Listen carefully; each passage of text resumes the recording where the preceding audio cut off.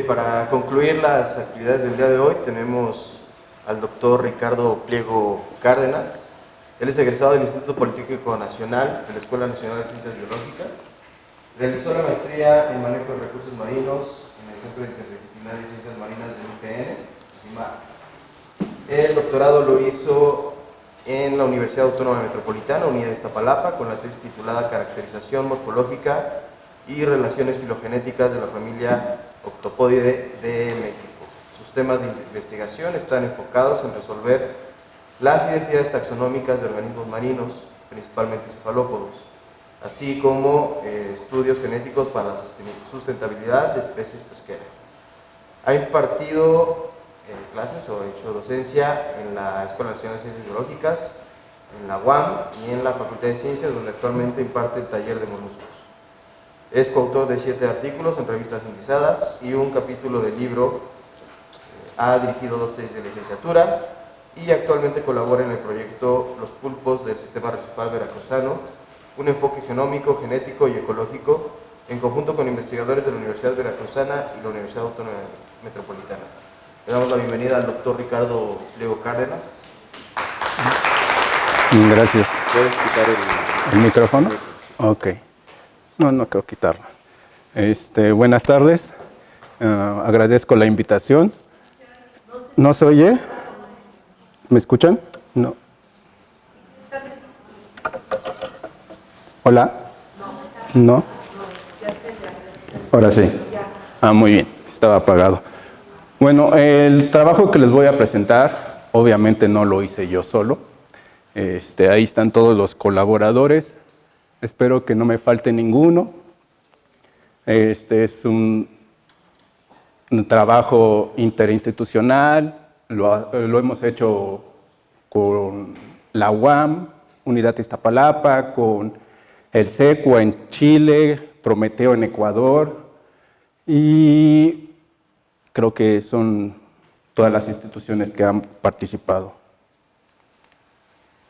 Bueno, los pulpos son cefalópodos y los cefalópodos son moluscos.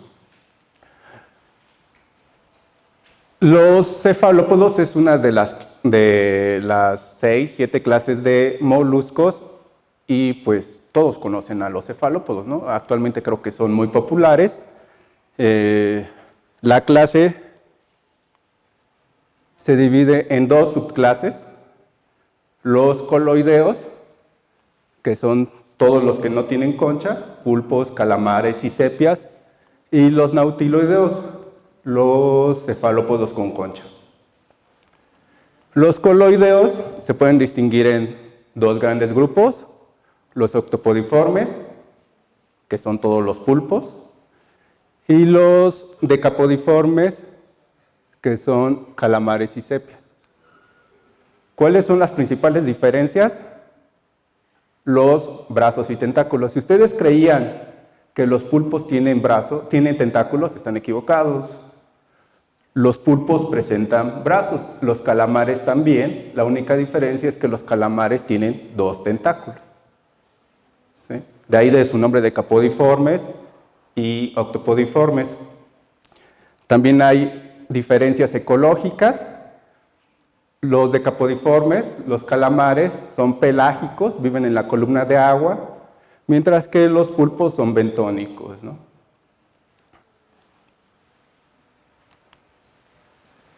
Los cefalópodos tienen una gran importancia comercial, no se compara con los peces, pero es una importancia que va en aumento. Aproximadamente existen 8 especies, probablemente ya existan más, pero solo 28 tienen importancia comercial. Solo 28 aparecen en las estadísticas de la FAO, ¿no? Pero se tienen registros de que se capturan más especies, simplemente es que no son reportadas ante las autoridades. Los calamares mundialmente son los más pescados, son los que contribuyen más a la pesquería de cefalópodos. Son aproximadamente de 30 a 40 especies las que son capturadas. Las principales familias que contribuyen a esto son Omastrefidae y Loliginidae.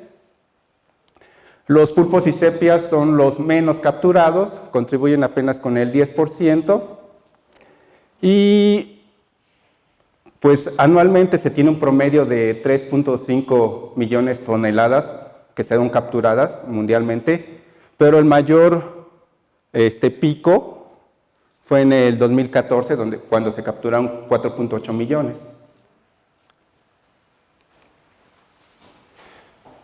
Bueno, no sé si lo sepan, pero la pesquería de peces no le está yendo muy bien actualmente, ¿no? Las capturas han disminuido, todo el caso contrario con los cefalópodos. Estas son series históricas de captura en todo el mundo y se puede ver cómo hay una tendencia en la captura de los cefalópodos. Así es, se están capturando más cefalópodos que peces. ¿Cuál sería la razón? Eso, de que como por mucho tiempo se pescó muchos peces y los principales competidores de los cefalópodos son los peces, pues imagínense si en una lucha entre dos personas quitas a un contrincante, ¿no? Va a crecer sus poblaciones. No solamente se cree que se deba a eso, sino también al calentamiento global. Los cefalópodos son de los pocos organismos que el calentamiento global hasta cierto punto los ha favorecido, ¿no? Porque crecen más rápido. La tasa de crecimiento de los cefalópodos es muy, muy, muy rápido. ¿Por qué? Porque viven muy poco tiempo. Los cefalópodos viven de 1 a 3 años máximo, ¿no? ¿Y qué pasa después? Fallecen, ¿no? Son semélparos. Bueno, es un recurso que yo considero que muy potencial. Aquí voy a meter un comercial. Tienen proteínas, se equipara con la carne, tiene menos grasa y tiene menos metales pesados que los peces, ¿no? Precisamente porque viven muy poco tiempo y no lo acumulan tanto. Ok. El recurso en México, la tendencia es diferente a la mundial. ¿Por qué? Porque solo 2 especies de calamares son capturadas. Doryteutis opalescens y Dosidicus gigas en el Pacífico, ¿no? Mientras que 6 especies de pulpo son pescadas en México, 2 en el Golfo de México y 3 en el Pacífico. La pesca de pulpo en México ocupa el 4º lugar en cuanto a su valor comercial, solo por debajo del camarón y del atún y de la sardina, y el 14º por su captura. Y algo muy importante es que la pesquería de pulpo en México ocupa el 1er lugar en cuanto a captura en América y el 3º a nivel mundial. O sea, es un recurso importante.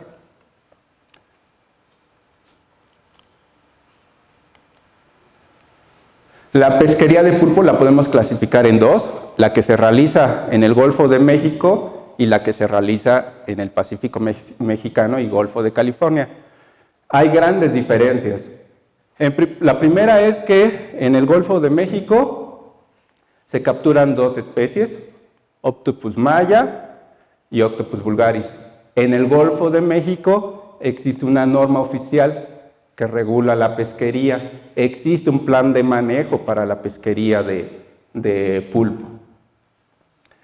Sin embargo, el Parque Nacional Sistema Arrecifal Veracruzano tiene su propio plan de manejo, a diferencia del resto del Golfo de México. La pesquería en el Pacífico mexicano otra cosa es que la pesquería del Golfo de México pues aunque se pesca de una forma artesanal, pues podría ser considerada industrial por la cantidad de volumen, por la gran cantidad de volumen de pulpo que se captura y que es exportada. De hecho, yo les aseguro, si alguna vez ustedes compran pulpo aquí en la Ciudad de México, ese pulpo va a provenir del Golfo de México y no del Pacífico mexicano. Entonces, en el Pacífico mexicano no hay norma oficial ni plan de manejo.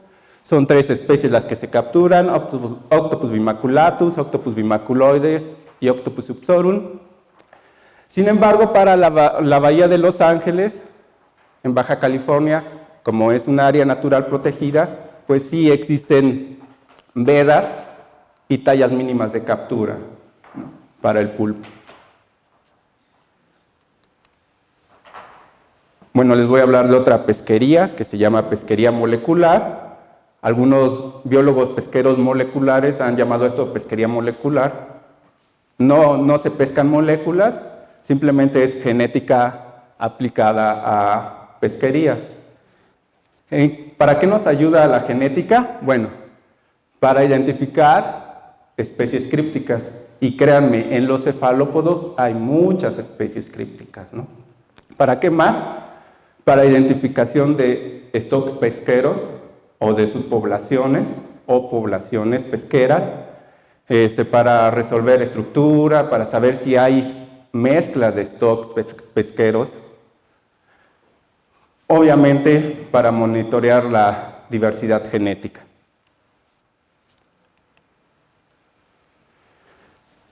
Los marcadores moleculares se han empleado últimamente en los cefalópodos o en los pulpos, principalmente para encontrar especies crípticas. Así se han encontrado muchas especies: Octopus mimus en Sudamérica en el 2000, una especie de Paraledón en el 2007, Octopus insularis en Brasil en el 2008, una especie de Enteroctopus en Norteamérica y una especie de, un Octopus confertetricus en Australia.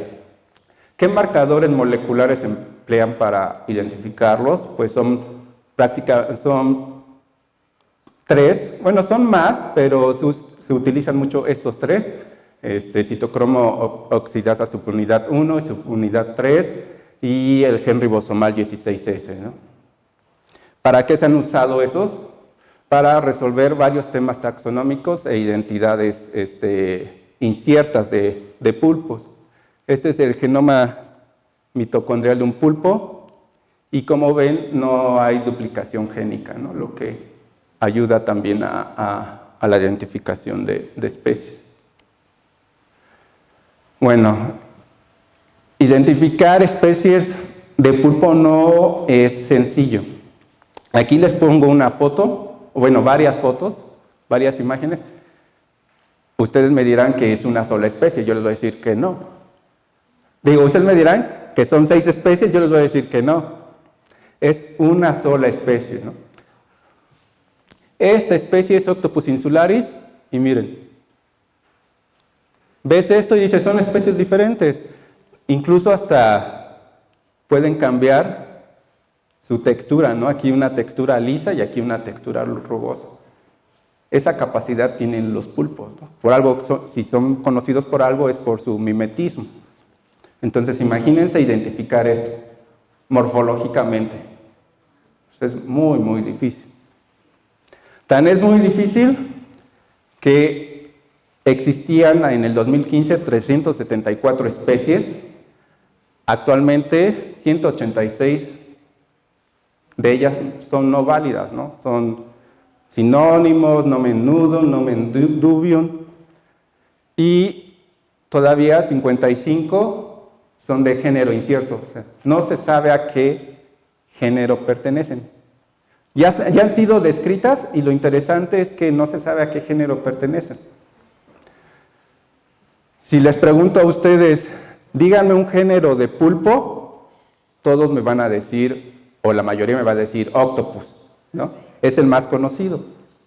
Y ese es el problema, a que históricamente toda especie de pulpo que era capturado era colocado en ese género, en el género octopus. Entonces hubo un momento que el género Octopus era el más especioso. Tenía más de 100 especies. Actualmente, ¿cuántas especies creen que tenga? Mucho menos. Tiene 9 especies. De 100 a 9, imagínense. ¿Sí?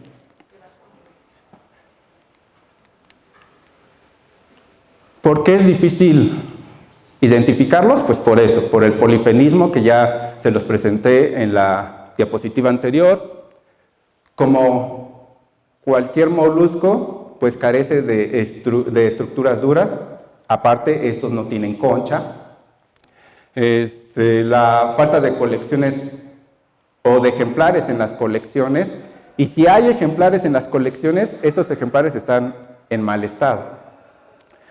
Y pues a los caracteres morfológicos diagnósticos poco informativos, las descripciones originales de varias especies de pulpos se van con la coloración del organismo, ¿no? La coloración del organismo no es un carácter informativo, al menos para los pulpos. ¿Cuáles son los caracteres informativos? Pues aquí no se cuentan patas, porque ya sabemos que tienen 8, sino se cuentan ventosas, las ventosas de los brazos. Entonces, imagínense, para identificar especies tienes que contar ventosas y contar otras estructuras. La rádula, que en varias especies de caracoles es importante, en los pulpos o en general en los cefalópodos, pues no tiene mucha importancia taxonómica. Bueno, nosotros hicimos un trabajo de biodiversidad de pulpos en México, sabiendo que pues, se han encontrado varias especies crípticas en todo el mundo, pues consideramos que aquí también debería de haber especies crípticas. Entonces el objetivo fue encontrar especies crípticas con base a marcadores moleculares, los 3 marcadores moleculares que les mencioné anteriormente, sabiendo que aproximadamente 50 especies de pulpos habitan los mares mexicanos. Obviamente eso está subestimado. Lo que ya les decía, muchas de ellas se desconoce el género al que pertenecen. También intentamos resolver posiciones taxonómicas, posiciones sistemáticas. Algo muy importante es esto, que se han identificado se han identificado erróneamente especies comerciales.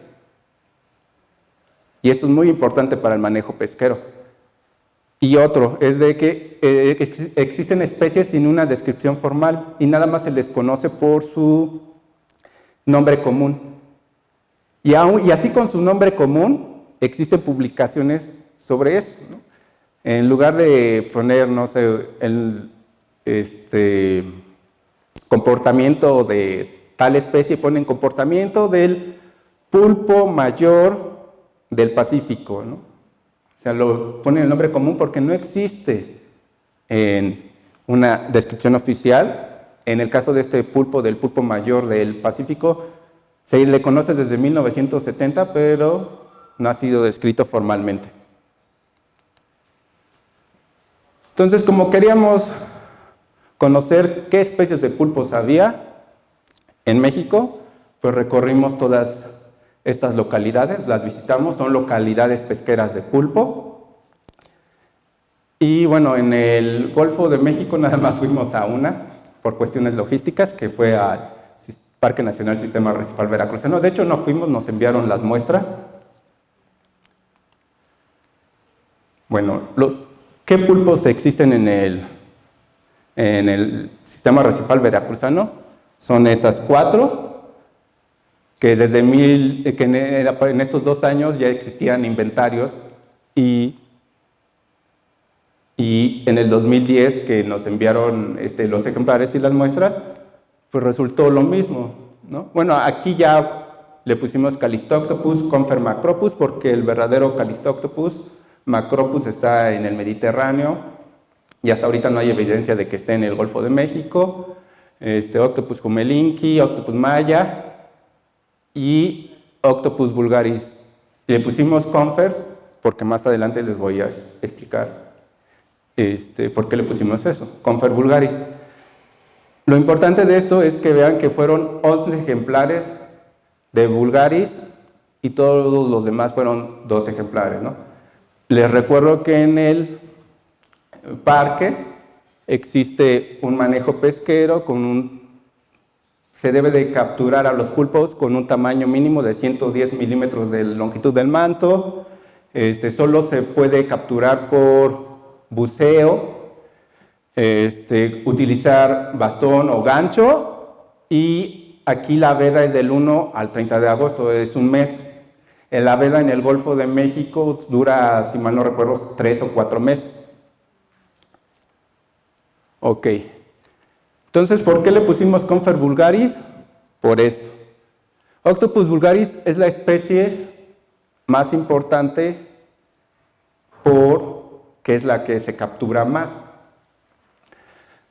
Octopus vulgaris, en sentido estricto, se distribuye en esta región. Anteriormente se creía que era cosmopolita, ya se sabe que no, que es un complejo de especies, así que se les denominaron tipo 4, tipo 3, tipo 2, tipo 1. La tipo 4 actualmente ya tiene nombre, se llama Octopus sinensis. La tipo 3 actualmente se sabe que sí es Octopus vulgaris, que Octopus vulgaris en su estricto llega hasta acá, y falta por resolver estas dos, la tipo 1 y la tipo 2. La que a nosotros nos interesa es la tipo 1 porque pues, es la que se pesca. Entonces, sabiendo eso, por eso le pusimos Confer vulgaris y no vulgaris. Secuenciamos los 3 genes, hicimos nuestras distancias genéticas, si mal no recuerdo creo que fue Tamura-Ney, y observamos esto. Son COI3 y 16S, y las distancias genéticas fueron de 0% con Octopus insularis. ¿Qué quiere decir esto? Que las secuencias eran idénticas. Era la misma secuencia, era el mismo haplotipo. Tuvimos varios haplotipos, pero nada más variaban por un solo nucleótido, ¿no? Y miren, compárenlos con los Octopus vulgaris de Francia, de Brasil, de Venezuela, de Sudáfrica, de Japón, que actualmente es Octopus sinensis. Pues este no es Octopus vulgaris, ¿no? Vean la divergencia que existe entre este vulgaris del Golfo de México, específicamente del sistema arrecifal veracruzano, y de los verdaderos Octopus vulgaris y los otros Octopus vulgaris, ¿no? Pues es muy alta. Hicimos nuestros análisis filogenéticos y pues solo se confirmó lo que ya se sabía, ¿no? Que Octopus insularis es el sistema arrecifal veracruzano, se agrupa con los otros Octopus insularis de Brasil y de Sudamérica, ¿no? Forman un clado fuertemente soportado. Aquí le pongo un asterisco, pero la probabilidad posterior fue de 1. Y miren dónde está Octopus vulgaris, el clado de Octopus vulgaris. Todos los tipos de Octopus vulgaris se agrupan en otro clado. Entonces, el Octopus vulgaris del sistema arrecifal veracruzano no es Octopus vulgaris, sino Octopus insularis. Lo mismo pasa con el árbol filogenético de 16S. Aquí tuvimos 2 haplotipos y los 2 haplotipos se agrupan con los Octopus insularis, ¿no? ¿Quién es Octopus insularis? Bueno, es una especie de Sudamérica recientemente descrita. Lo interesante es que en Brasil también decían que Octopus insularis era vulgaris hasta que en el 2008 ya vieron que era una especie totalmente diferente. Prácticamente cada 2 años se aumenta el rango de distribución de esta especie. En el 2013, la especie fue registrada en una isla del centro del Atlántico Central. Posteriormente, en el 2015, ampliaron su rango hacia el norte de Brasil y finalmente en el 2017 lo registraron en Islas Mujeres en México, ¿no? Y nosotros al año siguiente pues lo registramos aquí en el sistema arrecifal veracruzano. Probablemente la especie se llegue hasta más al norte, ¿no?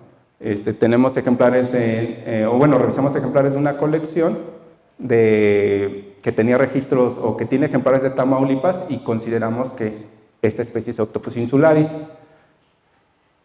¿Por qué tienen el mismo haplotipo los del norte con los del sur? Nosotros no calculamos flujo génico ni conectividad, pero inferimos que existe una alta conectividad entre el norte y el sur, entre el Caribe mexicano y el Atlántico brasileño. Y también creemos que esta alta conectividad se debe a la historia de vida del mismo pulpo. Los pulpos, aunque son bentónicos, muchos de ellos tienen paralarvas planctónicas. Y las paralarvas planctónicas pues están a merced de las corrientes. Por eso les puse esto aquí, que probablemente estas corrientes favorecen la conectividad de los pulpos del norte con los pulpos del sur. Ok. ¿Qué pasa cuando una especie es erróneamente identificada para un manejo pesquero? Pues pasan cosas malas, la sobreexplotación, alteración de la composición de la comunidad, obviamente hay un mal manejo pesquero, lo que lleva a la no sustentabilidad. Esto podría pasar en el sistema o en el parque, en el sistema arrecifal veracruzano, pero yo les digo que no. ¿Por qué no puede pasar? Porque el manejo pesquero que se realizó, o el manejo pesquero del sistema arrecifal veracruzano para el pulpo, está basado en ejemplares, en colectas, en capturas, en estudios hechos en el sistema arrecifal veracruzano. Y Octopus vulgaris, se los puedo confirmar, no existe en el sistema arrecifal veracruzano. Entonces, no creo que lleve a esto. Lo único que se debe de corregir, esto es el manejo pesquero, es la norma oficial. Lo único que se debe de corregir es las especies objeto de la presente norma son Octopus maya, Octopus vulgaris y Octopus insularis. Y para el sistema arrecifal veracruzano, en lugar de que sea Octopus vulgaris, hay que tachar esto y poner Octopus insularis, ¿no? Muy bien. Bueno, ¿qué pasa con el Pacífico mexicano? Como ya les he mencionado, en el Pacífico mexicano no hay norma, no hay manejo pesquero, con excepción para Bahía de Los Ángeles. La pesca es artesanal, a diferencia del Golfo de México. ¿Qué quiere decir esto? Que la pesca es solo para consumo regional. ¿Sí? No se capturan grandes cantidades tampoco. Bueno, Octopus subsorum soporta la pesquería de pulpo en el Pacífico mexicano. Bueno, no solamente en el Pacífico mexicano, sino en toda esta zona que coincide que es la provincia panámica. Se encuentra desde el Golfo de California hasta Colombia y bueno, su pesca es artesanal. Estos son los sitios de colecta de Octopus subsorum que realizamos durante 2010 y nuevamente, pues nada más por ocio hicimos distancias genéticas y hasta abajo encontramos que Octopus subsorum y Octopus mimus tienen muy bajas distancias genéticas, ¿no? No tienen de 0, pero aún así es bajo.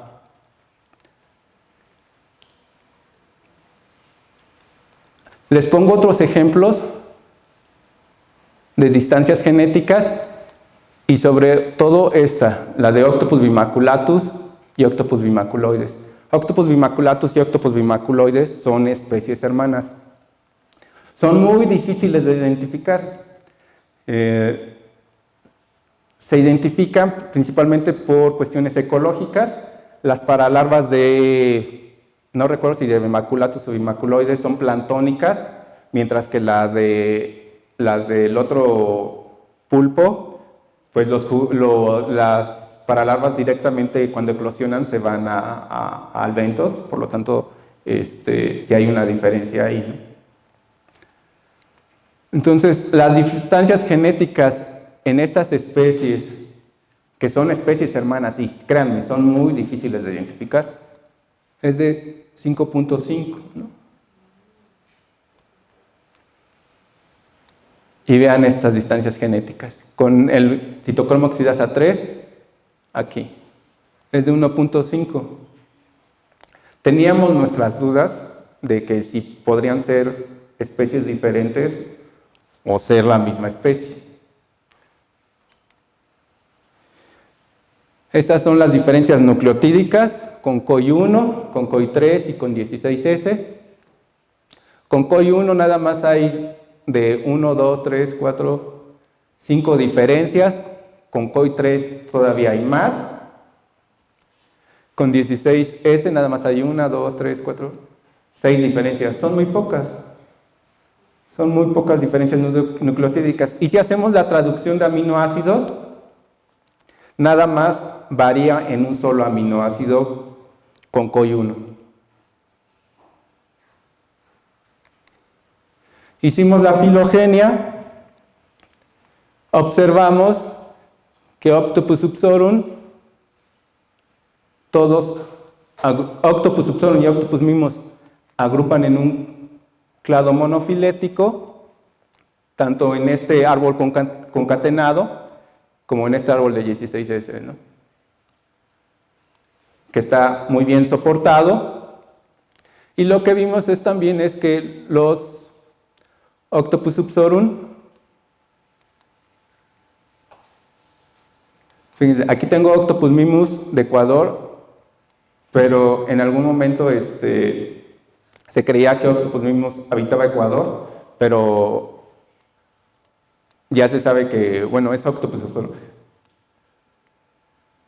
Lo que vemos es que se forman dos grupos. Los de la provincia panámica, que son Octopus subsorum, y los de la provincia peruana, que es Octopus mimus. Créanme, aunque estos dicen mimus, son subsorum. Ok. Ay.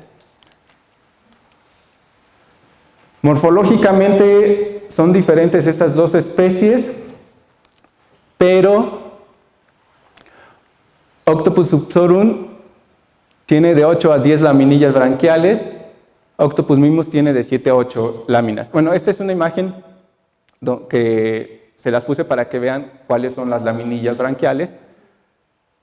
Este pulpo, por así decirlo, está de cabeza, pero estas serían las branquias, y las branquias están compuestas por laminillas branquiales. El número de laminillas branquiales es de importancia taxonómica.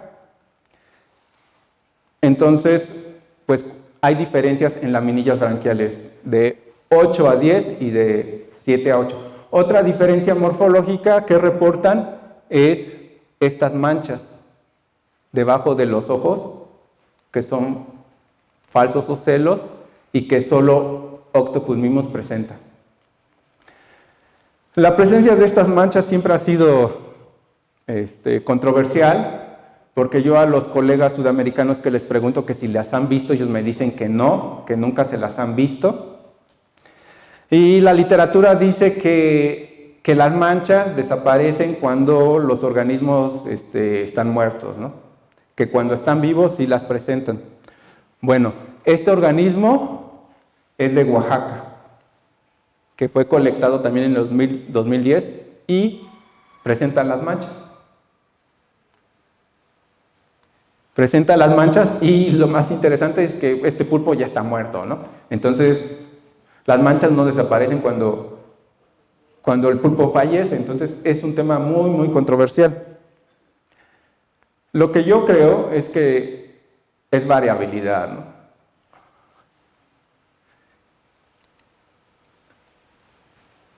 Quisimos otra vez saber si Octopus subsorum y Octopus mimus son sinónimos o son diferentes especies.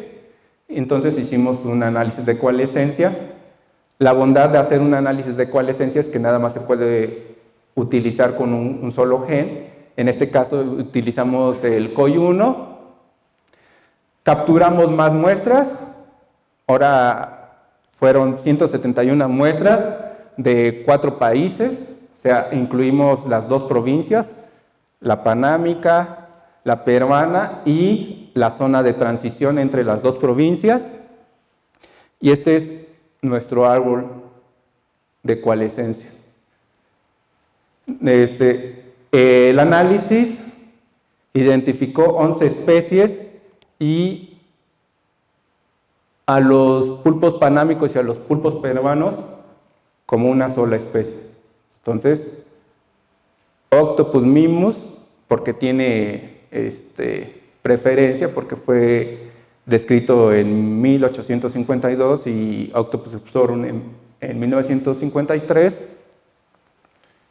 Entonces, por eso yo digo que Octopus subsorum actualmente es Octopus mimus.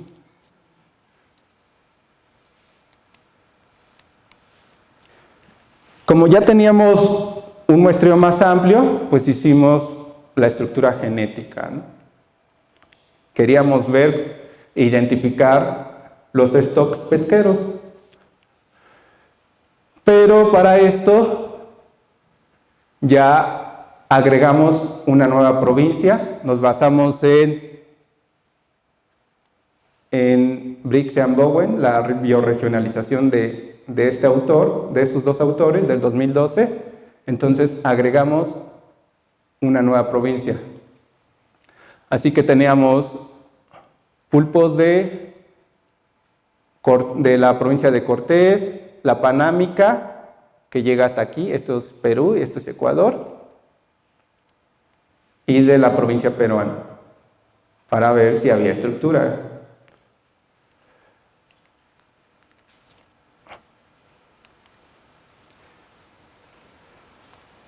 Capturamos 10 muestras de la provincia de Cortés, realmente fueron muy pocas, 78 de la panámica y 83 de la peruana. Encontramos 3, 14 y 11 haplotipos.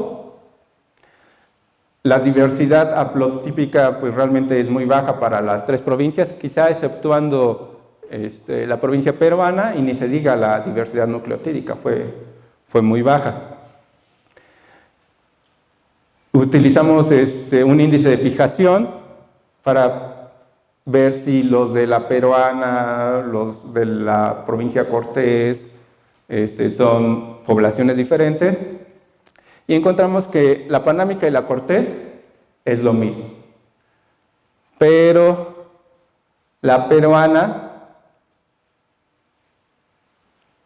sí existe una diferenciación, aunque sea poca, pero sí existe una diferenciación genética.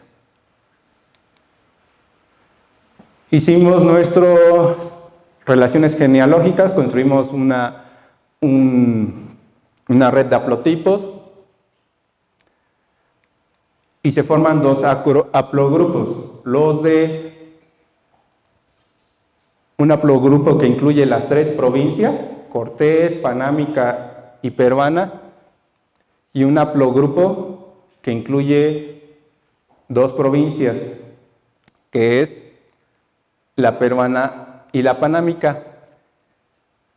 Estos individuos que están en rojo, solo es un individuo para el haplotipo 3 y para el haplotipo 2 de la provincia peruana, un solo ejemplar.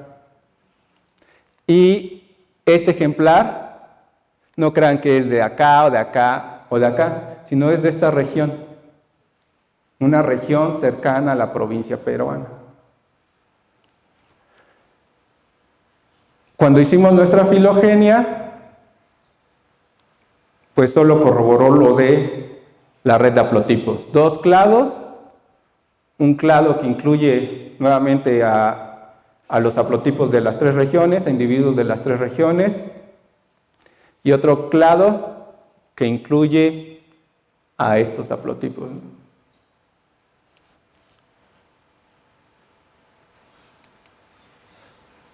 ¿Por qué existe esa diferenciación genética entre los de la provincia panámica y los de la provincia peruana?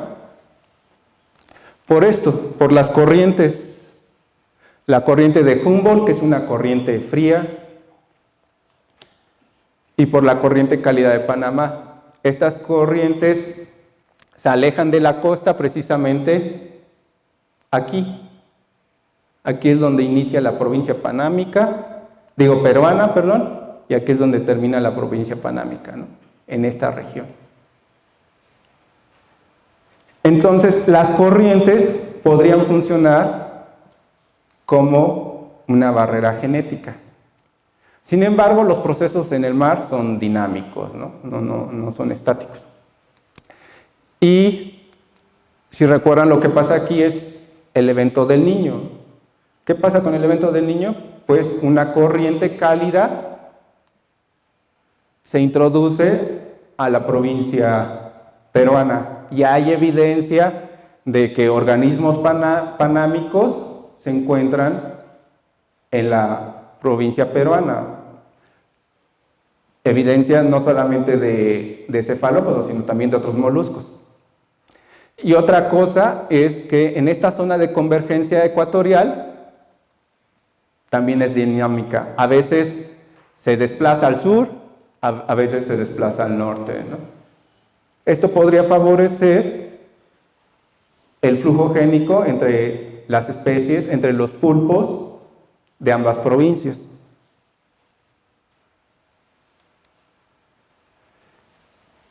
Bueno, no existe manejo pesquero ni norma oficial en México, y créanme, ni en Ecuador, ni en Costa Rica,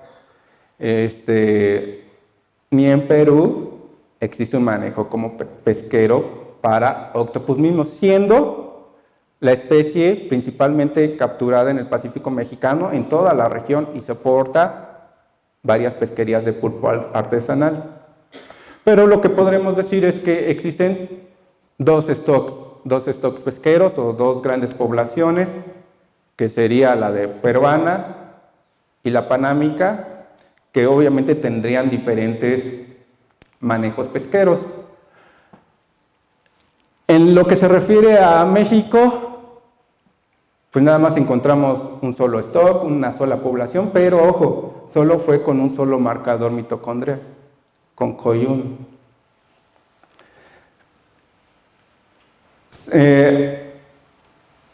Se ha mencionado que en la provincia de Cortés podría existir otra población de pulpo, de octopus mismos, pero bueno, con COI1 no pudimos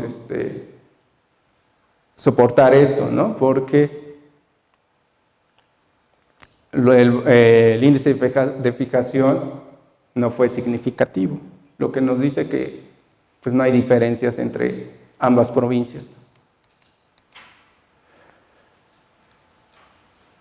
Lo que estamos haciendo actualmente, y eso ya no lo pude meter, es que ahora estamos haciendo un análisis multilocus con más genes y con marcadores hipervariables que son como los microsatélites, para ver, ¿no?, si realmente no existe si la población de octopus mimus en México es homogénea, o probablemente si existe estructura. Pero eso todavía no lo hemos hecho, estamos estandarizando los microsatélites y a ver qué sucede más adelante. Bueno, esto es lo que les presenté, es cómo los marcadores moleculares han ayudado al manejo pesquero de los pulpos. Pero también nos han permitido identificar especies comerciales, también para resolver posiciones taxonómicas y para ampliar rangos de distribución de especies que se creía que tenían una distribución muy pequeña. Pues nosotros nos fuimos al mercado de la Viga. Es el segundo mercado de mariscos, de pescados y mariscos más grande del mundo, no sé si sabían eso. Pues dijimos, si es el segundo pescado, es el segundo mercado más grande, pues me imagino que la cantidad de cefalópodos, no solamente de pulpos, ha de ser grande, ¿no? Ha de haber muchos. No, pues no fue así. No nos tomó ninguna sorpresa. Las especies que se comercializan, que son pescadas en México, son comercializadas en la Viga, ¿no? No encontramos nada. De hecho, también pensamos que a lo mejor no se respetaban las vedas, pero sí se respetan las vedas. Todo está bien en el mercado de la Viga. ¿Qué más hemos hecho? Bueno, hemos descrito nuevos géneros de pulpo, porque ya les había comentado que ya 55 géneros, 55 especies de pulpo tienen un género incierto. Bueno, nosotros ya resolvimos 2, ya quedan 53. Estas 2 especies estaban como octopus, obviamente. Este estaba como Octopus fichi y este estaba como Octopus californicus. Actualmente nosotros sugerimos que sea esta Microoctopus y esta Berrioctopus, ¿no? Para esto hicimos filogenias. Sé que no ven nada, yo hace rato estaba ahí y no veía nada. Entonces, pero créanme, este es el clado de Octopus, de los verdaderos Octopus. Y hasta aquí está Octopus fichi o Microoctopus fichi, ¿no? Una nueva especie, un nuevo género de pulpo. Aquí está Octopus californicus, que pertenece incluso a otra familia que es Enteroctopodidae. Y bueno, nosotros lo nombramos Berrioctopus y aquí está Berrioctopus, ¿no? Hasta aquí está la familia Octopodidae. Este grupo es Enteroctopodidae. Créanme, está fuertemente soportado. No se ve, pero está fuertemente soportado. Algo que debo de mencionar es que estas filogenias, pues obviamente ya no utilizamos un solo gen. Ya utilizamos los 3 genes mitocondriales y adicionamos uno nuevo, un gen nuclear, que es el gen rodopsina. Entonces, estas 2 filogenias son filogenias concatenadas con 3 mitocondriales y un nuclear. ¿Qué más? Pues bueno, en el hemisferio sur existen 3 especies de Enteroctopus.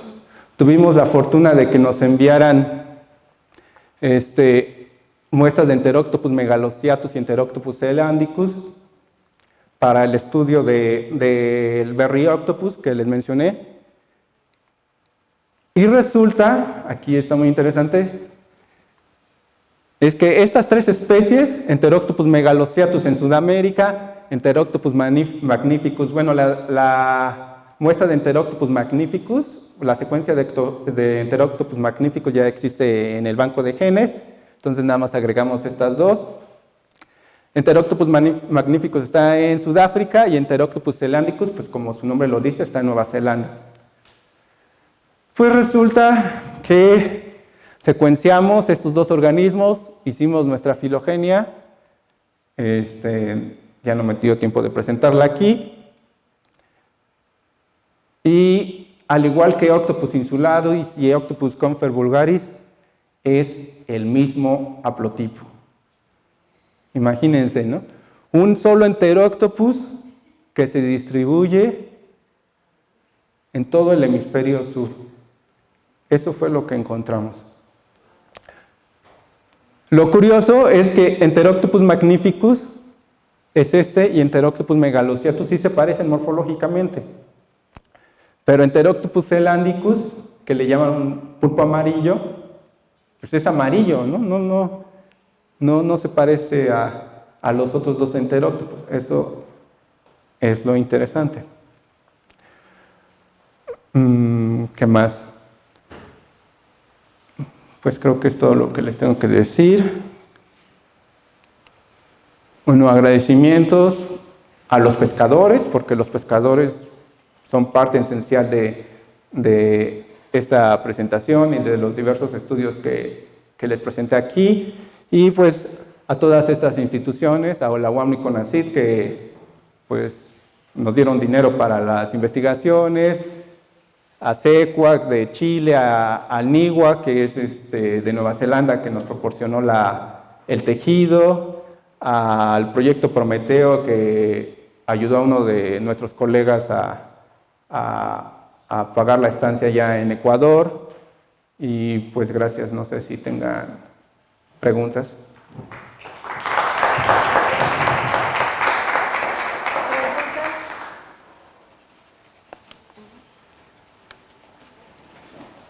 Me extraña mucho lo que dijo acerca de la norma, porque las normas oficiales mexicanas se supone que son obligatorias y se aplican en todo el país, entonces, y las normas mexicanas sí son aplicadas voluntariamente, entonces no entendí por qué, Nada más existe. en el Golfo sí se aplican y en el otro. Si lees la norma, si uno lee la norma, nada más dice Golfo de México.